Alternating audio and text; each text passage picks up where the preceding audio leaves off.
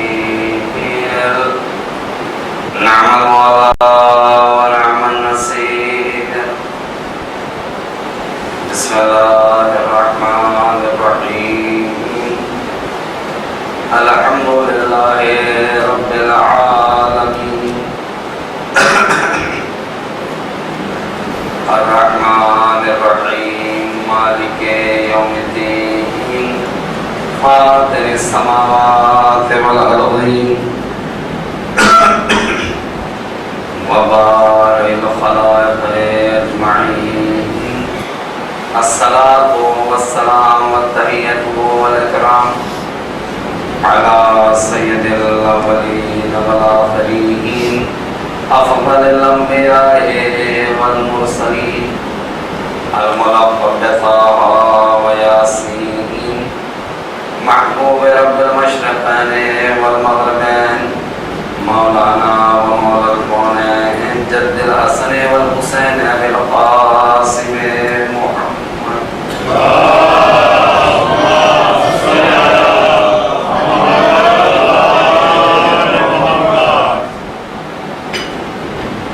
وعلى أهل بيته الطيبين الطاهرين المعصومين المظلومين ولعنة الله على آبائهم وقتلتهم أجمعين. أما بعد فقد قال الله الحكيم في كتابه العظيم أعوذ بالله من الشيطان الرجيم بسم الله الرحمن الرحيم.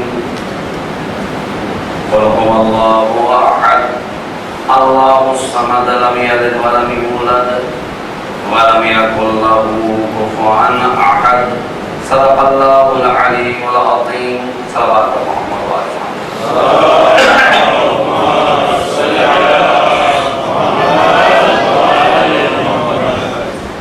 میرے بزرگوں دوستوں اور میری ماں بہنوں، سرکار سید الشہداء حضرت امام حسین علیہ الصلوۃ والسلام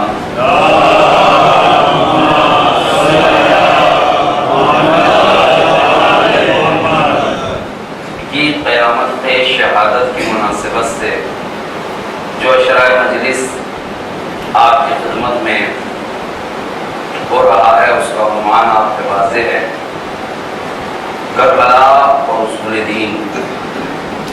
اصول دین کی سب سے پہلی اصل توحید ہے. آج ہم خلاصہ بیان کریں گے توحید کے سلسلے میں اپنے بیانات کا، اور انشاءاللہ کل سے اصول دین کی دوسری اصل یعنی عدل کے سلسلے میں ہمارا بیان. جب ہم عقیدہ توحید یعنی اللہ کو ایک ماننے کی بات کرتے ہیں تو عقیدہ توحید کے تحت تین مطلب آتے ہیں. پہلا مطلب عقیدہ توحید میں سب سے پہلی چیز یہ ہے کہ اللہ ہے. سب سے پہلی چیز کیا ہے؟ ہمیں یہ ماننا ہے کہ اللہ ہے. دوسری چیز کیا ہے؟ اللہ فقط اور فقط ایک ہے. تیسری چیز کیا ہے؟ اللہ ہے، اللہ ایک ہے، اللہ ہر جگہ ہے، حاضر و ناظر ہے، ہمارا خالق و مالک اور معبود ہے۔ ہم اسے دیکھیں یا نہ دیکھیں وہ ہمیں ہر جگہ دیکھتا ہے، ہم اس کا احساس کریں یا نہ کریں وہ ہمارے ہر رگ و ریشے سے واقف ہے۔ لیکن میرے عزیزوں، میرے بزرگوں، ہمیں اللہ ہے اس بات پہ ایمان لانا ہے تو دلیل کے ذریعے لانا ہے۔ اللہ ہے یا اللہ ایک ہے یا اللہ حاضر و ناظر ہے، ہمارا خالق و مالک ہے، یہ ہم مانتے ہیں، مانتے رہیں گے، مانتے آئے ہیں۔ لیکن ہمیں یہ اس لیے نہیں ماننا چاہیے کہ ہماری جماعت مانتی ہے، ہمیں یہ اس لیے نہیں ماننا چاہیے کہ ہمارے باپ دادا مانتے چلے آئے، ہمیں یہ اس لیے نہیں ماننا ہے کہ ہماری سوسائٹی اور ہمارا سماج مانتا ہے کہ اللہ ہے، اللہ ایک ہے، اللہ حاضر و ناظر ہے، اللہ ہمارا مالک و مختار ہے۔ یعنی ہمیں اس سلسلے میں، اس مسئلے میں کسی کی تقلید نہیں کرنا ہے، بلکہ ہمیں اللہ کو اللہ ماننا ہے تو تحقیق کر کے ماننا ہے، جستجو کر کے ماننا ہے، وچار کر کے ماننا ہے، عقل و شعور کی بنیاد پہ ماننا ہے۔ عجیب و غریب بات ہے، اللہ اپنی ذات کو منوانا چاہتا ہے تو زبردستی منوانا نہیں چاہتا، زور دے کے منوانا نہیں چاہتا، فورس کر کے منوانا نہیں چاہتا۔ یہ بھی نہیں کہتا کہ قرآن نے کہا کہ میں ہوں تو مجھے مانو، یہ بھی نہیں کہتا رسول کہتے ہیں اللہ ہے تو تم مان لو، یہ بھی نہیں کہتا کہ امام کہتے ہیں کہ اللہ ہے تو تم بھی مان لو، یہ بھی نہیں کہتا کہ آباء سستانی کے توضیح میں لکھا ہے اللہ ایک ہے، اللہ حاضر و ناظر ہے اس وجہ سے مان لو۔ نہیں، مجھے ماننا ہے تو میرے رسول کی بنیاد پہ مت مانو، امام کی بنیاد پہ مت مانو، توضیح المسائل کی بنیاد پہ مت مانو، قرآن کی بنیاد پہ مت مانو، بلکہ عقل کے ذریعے مانو، شعور کے ذریعے مانو، وچار کر کے مانو، سوچ کے مانو۔ اے اللہ، یہ تو بڑا مسئلہ ہے کہ ہم تجھے مانیں تو عقل، شعور، وچار کر کے مانیں۔ ایسی قید کیوں ہے؟ پروردگار اگر تو منوانا چاہتا تو تجھے کون نہ مانتا؟ تو ہمیں ذرا سا فورس کر دیتا، ہم تو سب کے سب تیرے آگے جھک جاتے، تیرے قبضہ قدرت میں تو سب کچھ ہے، اور اللہ نے فرمایا بھی ہے اے رسول اس امت کو تم میری طرف دعوت دو لیکن سختی نہ کرنا، اے رسول لست علیہم بمسیطر، ہم نے فقط تمہیں پیغام پہنچانے والا بنا کے بھیجا ہے، ہم نے تمہیں اپنی مخلوقات کے اوپر داروغہ بنا کے نہیں بھیجا ہے کہ زبردستی ہمیں قبول کرا ہو۔ لہذا رسول تمہیں پیغام پہنچانا ہے، سختی نہیں کرنا ہے، ڈنڈا نہیں لینا ہے، لاٹھی نہیں اٹھانا ہے۔ اور اگر آپ رسول اللہ سے، اللہ فرماتا ہے تمہیں سختی سے کام لینے کی ضرورت بھی نہیں ہے، چونکہ اگر ہم زبردستی اپنے کو منوانا چاہتے تو خود منوا دیتے۔ اگر ہم چاہیں کہ تمام مخلوقات ہمیں ماننے لگے تو ارادہ کرنے کی دیر ہے، لیکن ہم زبردستی منوانا نہیں چاہتے، چونکہ آدمی کو ہم نے عقل دی ہے، شعور دیا ہے، وچار دیا ہے، جیسے وہ دنیا بھر کے اپنے تمام نجی کام اپنی عقل سے کر سکتا ہے، ہمیں بھی مان سکتا ہے۔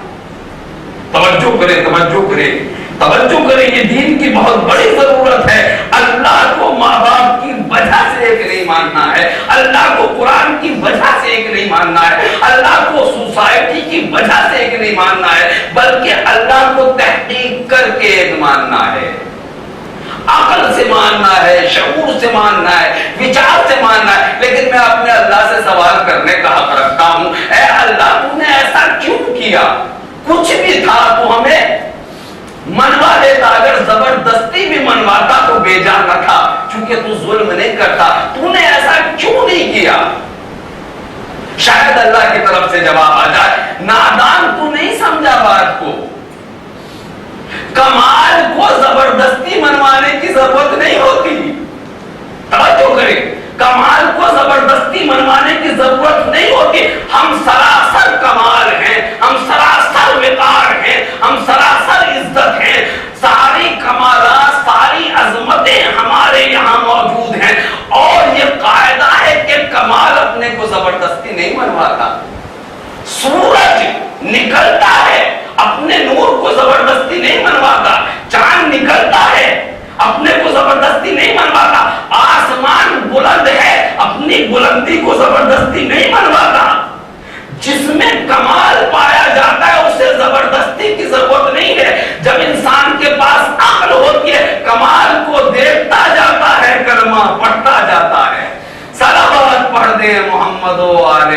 محمد پر۔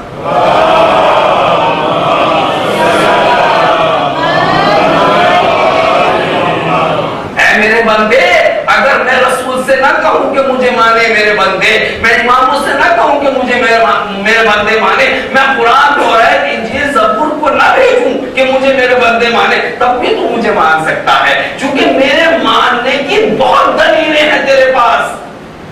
کیوں؟ اگر میں کسی کو نہ بھی بھیجوں یہ تو میرا لطف ہے، میرا احسان ہے، میرا فضل ہے کہ میں نے اپنی دلیلیں رسولوں کی شکل میں بھیجی، کتابوں کی شکل میں بھیجی، اگر کچھ بھی نہ کرتا تو مجھے ماننا اتنا آسان تھا کہ تو مان سکتا تھا۔ کیوں اللہ؟ تجھے ماننا آسان ہے؟ بالکل آسان ہے، اگر تو خود کو بھی دیکھ لیتا تو مان جاتا، جو خود کو مان لیتا ہے وہ خدا کو بھی مان سکتا ہے۔ صلوات پڑھ دے محمد و آل محمد پر۔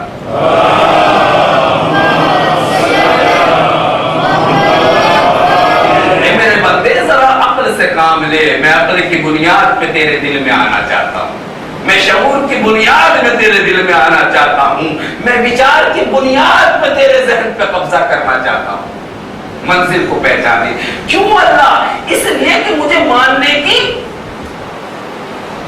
دلیلیں پوری کائنات میں بکھری پڑی ہیں۔ وہ آسمان کو دیکھتا ہے تو آسمان والے کو بھی دیکھ سکتا ہے، تو سورج کو دیکھتا ہے تو اسے نکالنے والے کو بھی دیکھ سکتا ہے، تو ہواؤں کو دیکھتا ہے تو انہیں چلانے والے کو بھی دیکھ سکتا ہے، تو فضاؤں کو دیکھتا ہے تو ان کے مالک کو بھی دیکھ سکتا ہے۔ کائنات کی ہر چیز میرے وجود پہ دلالت کرتی ہے، اسی لیے کربلا کی آواز میدان عرفات سے آتی ہے۔ مولا سید الشہداء فرماتے ہیں، اے اللہ امیت عین اللہ تراک، پروردگار اندھی ہے وہ آنکھ جو تجھے نہ دیکھ سکے، تو قدم قدم پہ نظر آتا ہے، حرم میں نظر آتا ہے، ہل میں نظر آتا ہے، زمین پہ نظر آتا ہے، آسمان پہ نظر آتا ہے، اور میں کہیں اور کہاں جاؤں، جب میں خود کو دیکھتا ہوں تو نظر آتا ہے۔ صلوات پڑھ دے محمد و آل محمد پر۔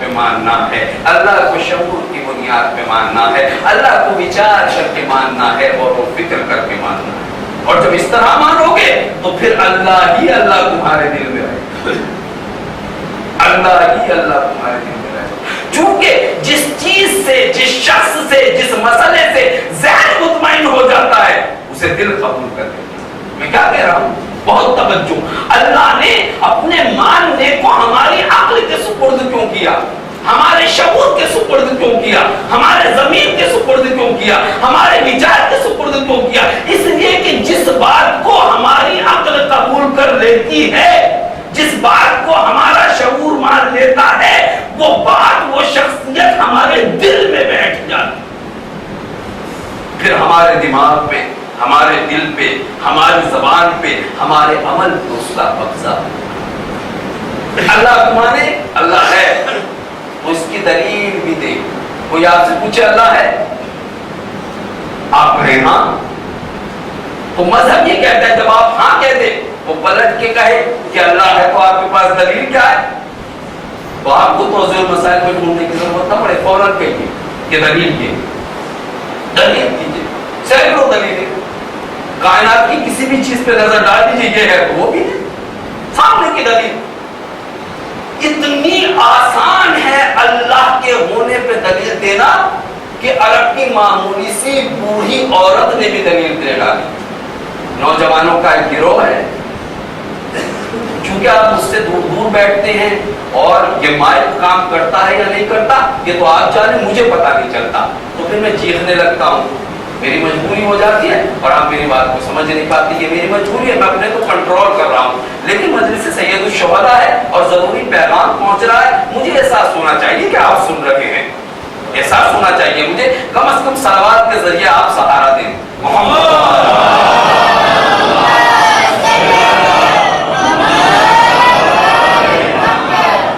تو ہم یہ مانتے ہیں کہ اللہ ہے، تو ہمارے پاس ہر وقت دو دو چار کی طرح دلیل ہونی چاہیے. یہ مذہب کا تقاضا ہے، دین کا تقاضا ہے، ہم سے ہماری شریعت ہے. اور یہ آسان ہے.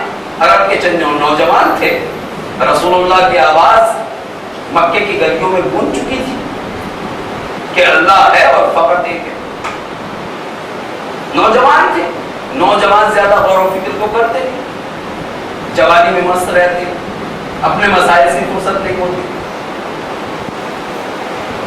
وہ تو یہی سمجھتے ہیں کہ بس بیوی کے ہاتھ میں ہاتھ ڈال کے گھومے جائیں، وہ ہم سے راضی رہے، ہم اس سے راضی رہیں، بس زندگی اچھی ہے.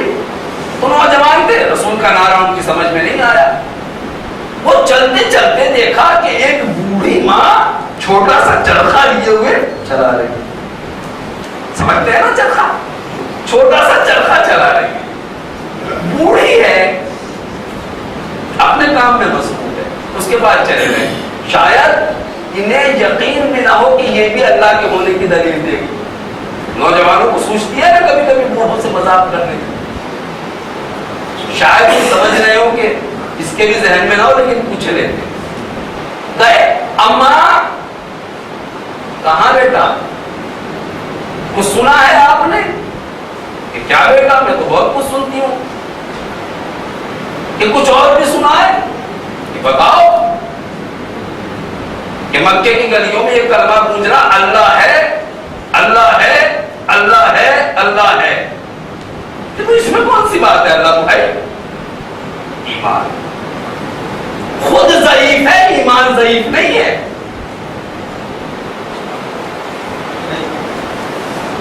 ایمان اتنی بڑی طاقت ہے. میں نے کل بھی بہت محنت کی تھی، لیکن آپ نے باقاعدہ میری بات کو پوری طرح سے باور نہیں کیا. ایمان میں بڑی طاقت ہے، عقیدے میں بڑی طاقت ہے، اور اتنی بڑی طاقت ہے کہ انسان بوڑھا ہو جاتا ہے لیکن اس کا ایمان بوڑھا نہیں ہوتا. کیا کہہ رہا ہوں؟ اتنی بڑی طاقت ہوتی ہے دین میں، ایمان میں، عقیدے میں، کہ انسان بوڑھا ہو جاتا ہے، ایمان بوڑھا نہیں ہوتا. انسان مر جاتا ہے، اس کا ایمان نہیں مرتا. صلوات پڑھ دے محمد و آل محمد پر.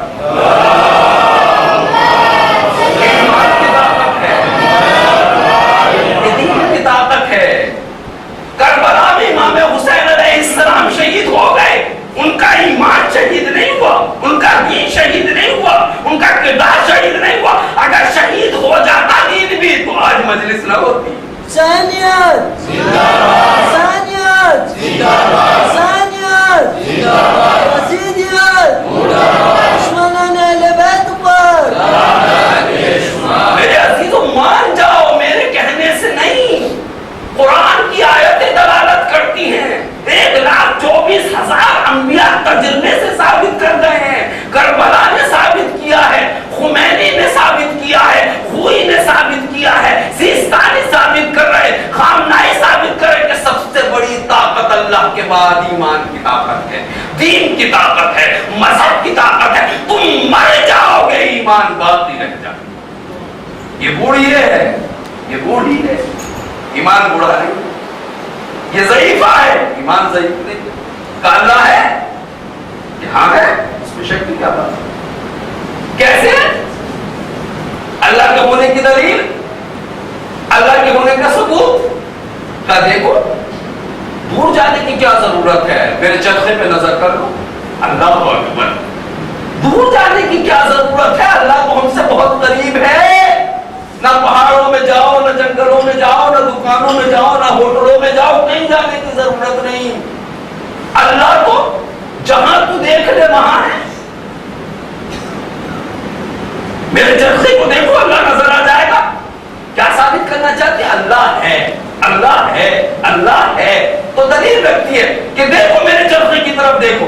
اماں نے چرخے کی طرف سب کو متوجہ کیا اور کہا دیکھو میرے ہاتھ کو دیکھو، جب میں اس ہاتھ سے چرخا چلاتی ہوں تو چلتا ہے، اور جب اپنا ہاتھ روک لیتی ہوں تو چرخا رک جاتا ہے۔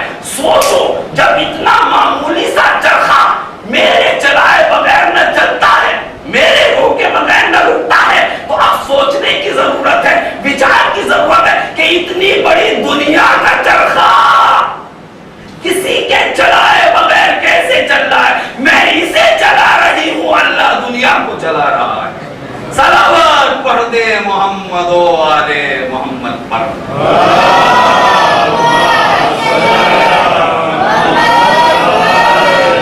اے رب کی بوڑھی ماں،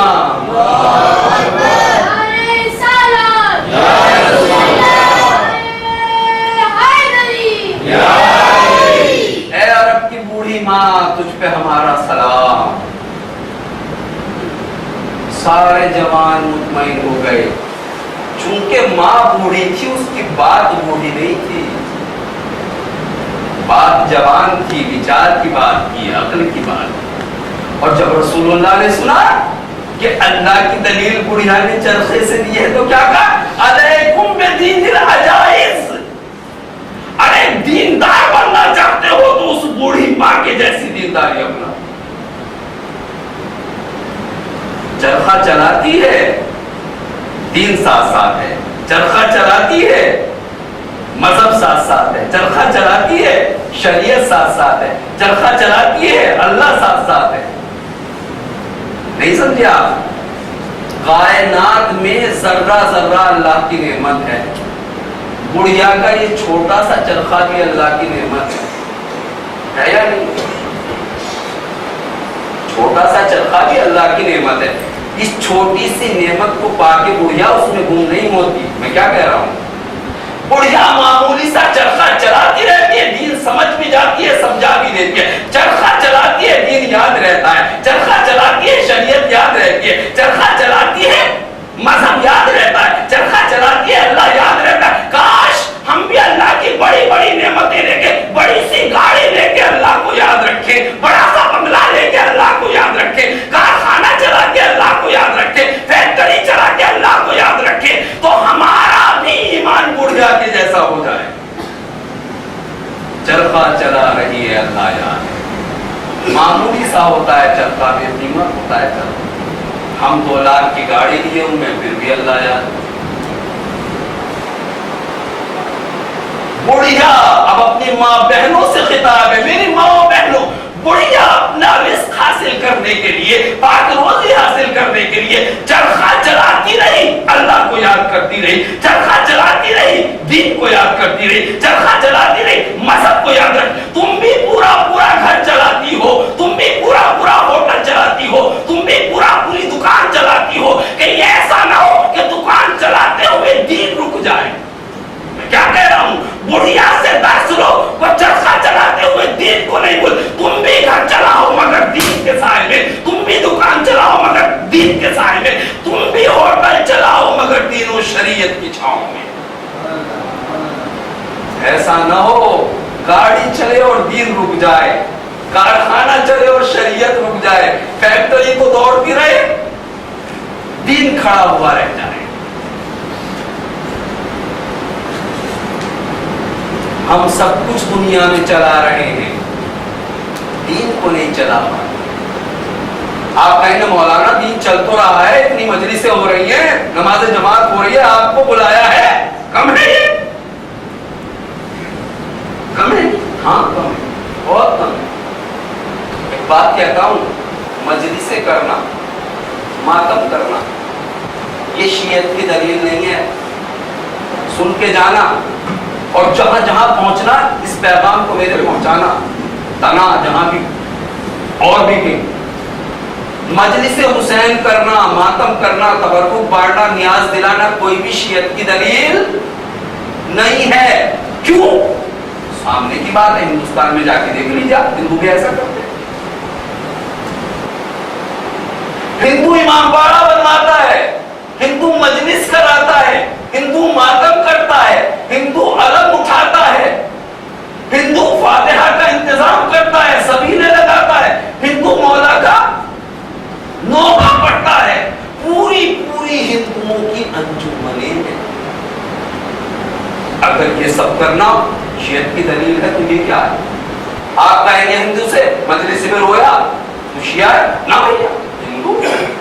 مجلس کی شیعہ ہے؟ نہ بھیا, ہندو. علم اٹھایا شیعہ ہے؟ نہ. تو مجلس و ماتم مجلس کرنا یہ شیعت کی دلیل نہیں ہے. پھر کیا ہے؟